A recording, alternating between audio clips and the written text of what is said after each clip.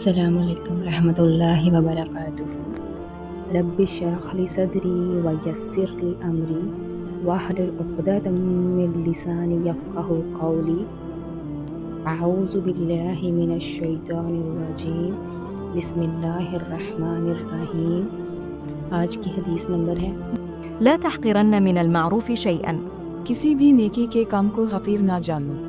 حدیث کا مطلب ہے کہ چاہے وہ کتنا ہی چھوٹا کیوں نہ ہو، اسلام میں نیکی کا تصور بہت وسیع ہے اور ہر چھوٹے بڑے کام کو اللہ تعالیٰ کی رضا کے لیے انجام دینا نیکی میں شمار ہوتا ہے۔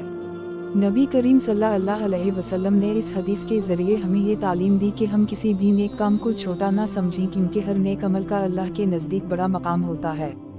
یہ حدیث ہمیں اس بات کی طرف مائل کرتی ہے کہ ہم ہر ممکن نیک کام کرنے کی کوشش کریں، چاہے وہ ایک مسکراہٹ ہو، کسی کی مدد کرنا ہو یا کوئی اور چھوٹا سا اچھا کام، یہ سب اللہ کے نزدیک اہم ہیں۔ اس حدیث کا مقصد ہماری عادات اور رویے میں مثبت تبدیلی لانا ہے۔ اگر ہم چھوٹی چھوٹی نیکیوں کی بھی قدر کریں گے تو یہ ہمارے رویے کو بہتر بنانے میں مددگار ثابت ہوگا اور معاشرے میں بھی بہتری آئے گی۔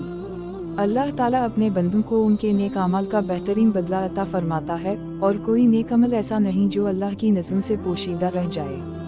اس لیے ہمیں ہر نیک عمل کے بدلے ثواب کی امید رکھنی چاہیے۔ مثال کے طور پر نبی کریم صلی اللہ علیہ وسلم نے مختلف مواقع پر چھوٹی چھوٹی نیکیوں کی اہمیت کو اجاگر کیا ہے، جیسے کسی کو راستے سے کانٹا ہٹا دینا، مسکرانا، سلام کرنا، یہ سب نیکیوں ہیں جنہیں ہمیں معمولی نہیں سمجھنا چاہیے۔ اس حدیث کی روشنی میں ہمیں یہ سمجھنا چاہیے کہ اللہ کی رضا کے لیے ہر نیکی کا اپنا ایک مقام ہے، اور ہمیں ہر نیکی کو دل سے کرنا چاہیے، چاہے وہ کتنی ہی چھوٹی کیوں نہ ہو۔ تو آئے اور میرے پیچھے دہرائے، لا تحقرن من المعروف شيئا۔ لا تحقرن من المعروف شيئا۔ کسی بھی نیکی کے کام کو حقیر نہ جانو۔